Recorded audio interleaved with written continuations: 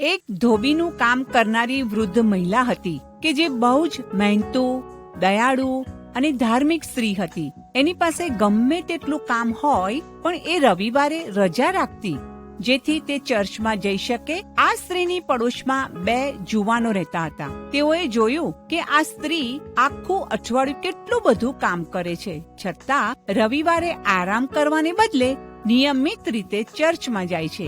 એક દિવસે તેઓએ આ વૃદ્ધ મહિલાને પૂછ્યું કે દાદીમાં, તમે કેટલું બધું કામ કરો છો, છતાં રવિવારે આરામ કરવાને બદલે ચર્ચમાં જાઓ છો. દર રવિવારે ચર્ચમાં જવાથી તમને શું પ્રાપ્ત થાય છે?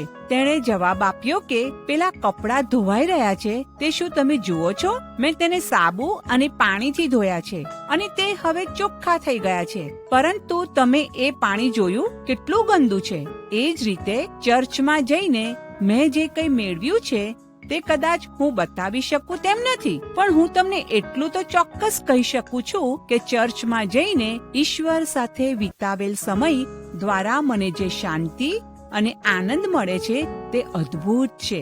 હા મિત્રો, આપણામાંના ઘણા એવા છે કે જેઓ એક આદત પડી ગઈ છે અને જવું પડે માટે ચર્ચમાં જાય છે, પરંતુ ઈશ્વરના ઘરમાં જવાથી મળતા આશીર્વાદોને ધ્યાનમાં લેતા નથી. ચર્ચમાં ગાવામાં આવતા ગીતો, પ્રાર્થના, આભાર સ્તુતિ અને દાન ધર્મ દ્વારા આપણા આત્માને શાંતિ મળે છે અને મન શુદ્ધ થાય છે. અને જ્યારે આપણે આતુરતાથી ઈશ્વરની પાસે જઈએ છીએ ત્યારે આશીર્વાદિત અને આત્માના નવીનીકરણનો અનુભવ કરીએ છીએ. બાઇબલમાં ગીતશાસ્ત્ર 19 અને 7 લખવામાં આવ્યું છે કે યહોવાનો નિયમ સંપૂર્ણ છે, તે આત્માને તાજો કરે છે.